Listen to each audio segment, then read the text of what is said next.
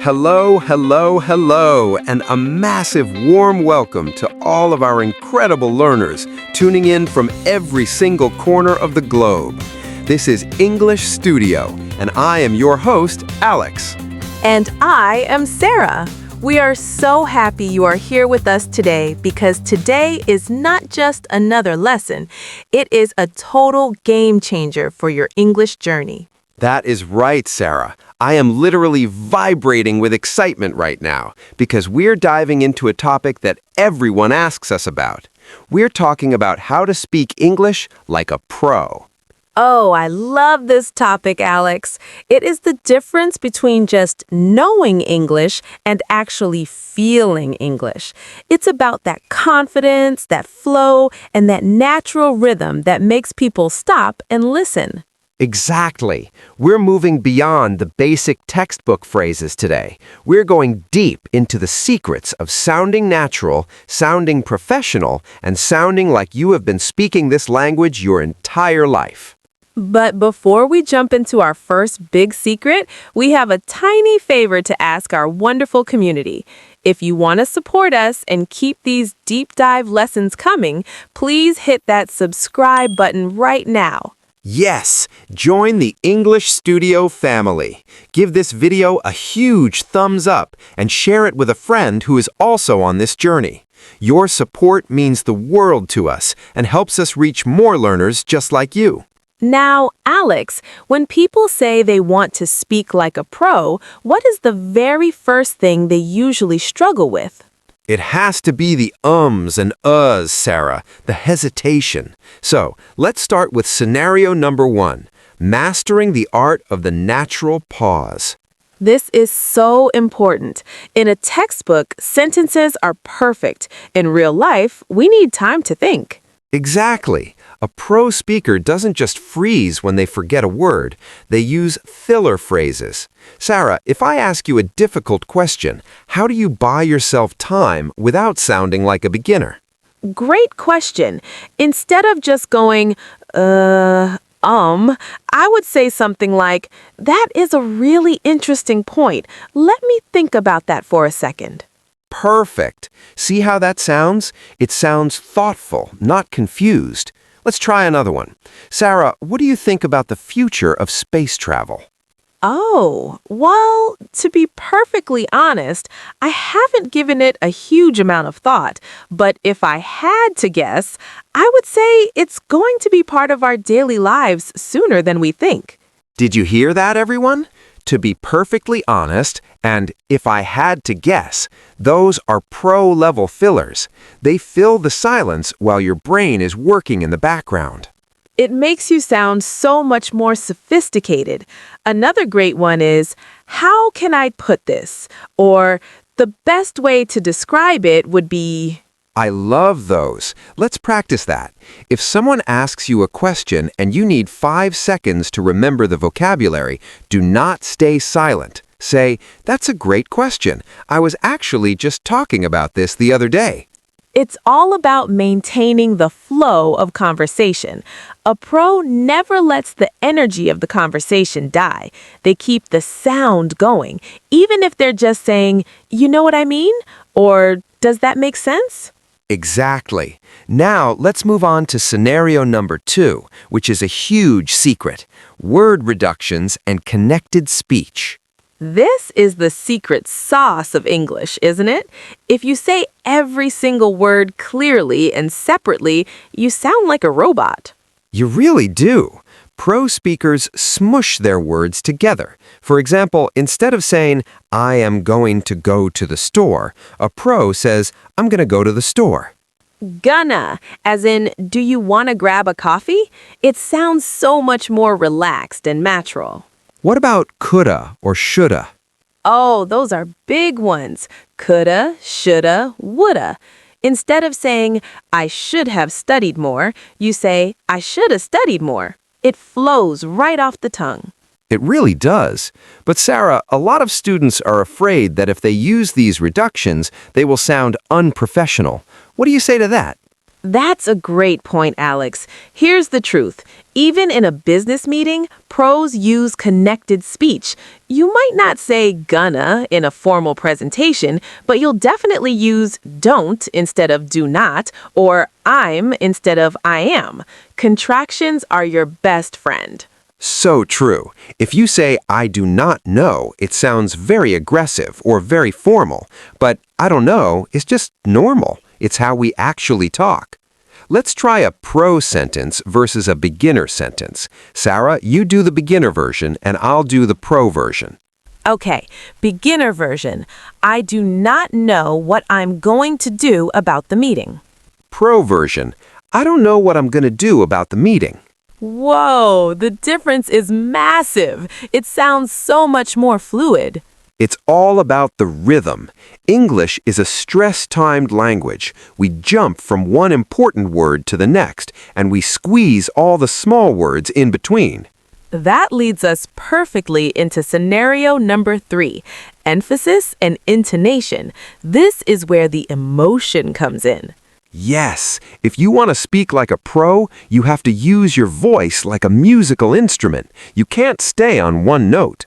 I always tell my students, if everything is important, nothing is important. You have to choose which word to punch.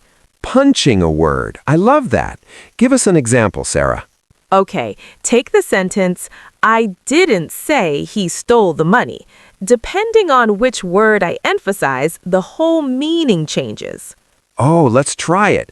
Emphasize the first word. I didn't say he stole the money. This means someone else said it, not me. Now, emphasize the word stole. I didn't say he stole the money. This means I think he borrowed it, or maybe he found it, but he didn't steal it. See? That's pro-level English. You're using the same words, but communicating totally different ideas just with your tone of voice. It makes you so much more expressive. If you're excited, let your voice go high. If you're sharing something serious, let it go lower and slower.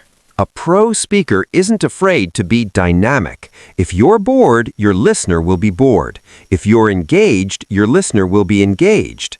So, how can our friends practice this at home? My favorite tip is shadowing. Find a movie or a podcast, like this one, and try to copy the exact way the person speaks. Not just the words, but the sing-song of their voice. That's a brilliant tip. Copy the high notes and the low notes. Don't worry about sounding silly, just go for it. Exactly. Now let's move to scenario number 4, phrasal verbs and idioms. This is the natural vocabulary section. This is where a lot of people get stuck. They learn the formal verb in school, but then they hear native speakers using these strange two-word combinations. Right. For example, a beginner might say, I need to continue my work. A pro says, I need to carry on with my work. Or instead of I will wait for you, a pro might say, hang on a second. Hang on. It sounds so much more conversational. Sarah, what's a phrasal verb you use every day? Definitely check out, as in you have to check out this new restaurant. It's much more common than saying you must go and see this new restaurant. Oh, absolutely. And what about figure out? Oh, I use that one all the time. I need to figure out how to fix my computer. It sounds much more natural than I need to calculate or discover a solution for my computer. Exactly. Pros use these building block verbs, get, take, put, go. They combine them with prepositions to mean almost anything. It's like a secret code, but once you start using them, you sound like you have lived in an English-speaking country for years. Let's give them a few more pro phrasal verbs for their toolkit. What about look into? That means to investigate. The manager said she would look into the problem. And run into? That means to meet someone by surprise. I ran into my old teacher at the grocery store today. See? These aren't just words, they're chunks of language. A pro thinks in chunks, not in individual words. That's such a key point, Alex. Stop trying to translate word for word from your native language. Start learning these ready-to-use phrases. Which brings us to scenario number 5, active listening and response. Being a pro isn't just about what you say, it's about how you react. Yes, a conversation is a two-way street. If you just stand there while the other person talks, it feels very awkward. You need those active listening cues, things like, right, exactly, I see what you mean, or even just, mm-hmm. And don't forget the echo. A pro will often repeat a small part of what the other person said to show they're paying attention. Give us an example, Sarah. I'll tell you something.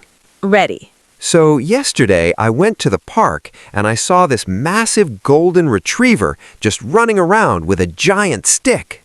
A giant stick? That's so cute. Did you hear that, Sarah? Sarah echoed a giant stick. It shows she's listening, she's interested, and it keeps the conversation moving. Did you hear that? Sarah echoed a giant stick. It shows she is listening, she is interested, and it keeps the conversation moving perfectly. It is such a simple trick, but it makes you look like a master of the English language. It builds a bridge between you and the other person. Another pro move is asking follow-up questions. Instead of just saying cool, ask what happened next or how did that make you feel? It shows curiosity, and curiosity is the most powerful tool for any language learner. It really is. Now, let's move into scenario number 6, the power of I mean and you know. The clarifiers. We use these constantly to make sure our message is getting across. Right. Sometimes as we speak, we realize we aren't being clear. A pro speaker doesn't panic. They just say, I mean, and then they explain it in a different way. It's like a reset button for your sentence. If you get lost in a long sentence, just stop, say, I mean, and start the idea over again more simply. And you know is like a little bridge to the other person. It asks for agreement without actually asking a question. It's a beautiful day, you know? It creates a sense of we are in this together. It makes the conversation feel friendly and shared. But be careful. Don't use it every 3 words or it can become a habit. Use it like a spice, just a little bit to add flavor. Great advice, Alex. Now, let's talk about scenario number 7, softening your language. This is critical for sounding polite and professional. This is a big one. Beginners often sound too direct, which can sometimes come across as rude, even if they don't mean to be. Exactly.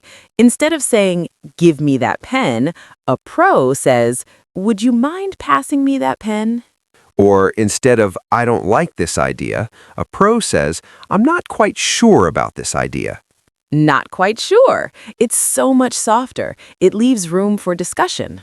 We use words like just, a little bit, quite, and possibly to make our sentences less heavy.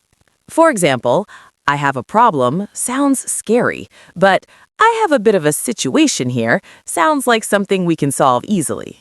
It is all about diplomacy. If you want to speak like a pro, especially in a job or in a formal setting, you have to learn how to cushion your words. Cushioning. I love that word. It makes everything more comfortable for everyone involved. Okay, Sarah, we have covered so much today. Let's start putting some of these pieces together for our practice and summary section. Let's do it. Let's imagine a scenario where someone is at a job interview or a high-level meeting. This is the ultimate pro test. Okay, I will be the interviewer and you be the pro candidate.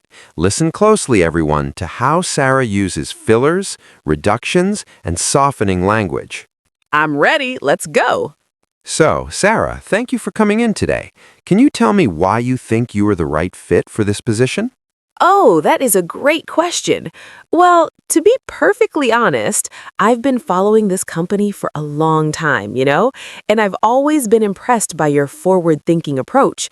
I mean, I really feel like my background in project management would allow me to really hit the ground running and contribute to the team right away.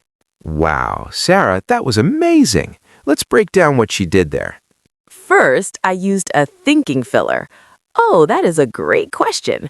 This gave me 3 seconds to organize my thoughts. Then you used a softener. To be perfectly honest, it makes the listener feel like they're getting a real answer. Then I used a clarifier. I mean, when I wanted to be more specific about my skills. And finally, she used a pro-idiom, hit the ground running. This means to start a job with a lot of energy and success immediately. It sounded so much better than just saying, I am good at my job because I have experience. It had personality, and that is what it means to speak like a pro. It means letting your personality shine through the language. Exactly. So let's summarize our main points for today. Point number 1. Use fillers like let me see or that's an interesting point to kill the silence. Point number 2, use reductions like gonna, wanna, and I'm to create a natural rhythm. Point number 3, use intonation. Don't be afraid to emphasize the words that carry the most meaning. Point number 4, learn phrasal verbs and chunks of language instead of just single words. Point number 5, be an active listener. Use echoing and follow-up questions to keep the energy high. Point number 6, use I mean and you know to clarify your thoughts and connect with your listener. And point number 7, cushion your language with words like a bit or quite to sound polite and professional. If you practice these 7 things, I promise you, people will start asking you, how long have you been living in London? Or where did you learn to speak English so well? They really will. It's all about those small, subtle changes that make a huge impact. We are so proud of you for sticking with us through this long lesson. It shows you are truly dedicated to becoming a pro. You really are, and we want to hear from you. It's time for our question of the day. Today's question is, what is one phrasal verb or pro-phrase you're going to try using this week?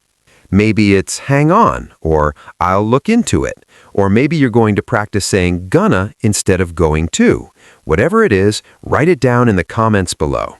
We read every single comment and we love seeing your progress. It's the best part of our day.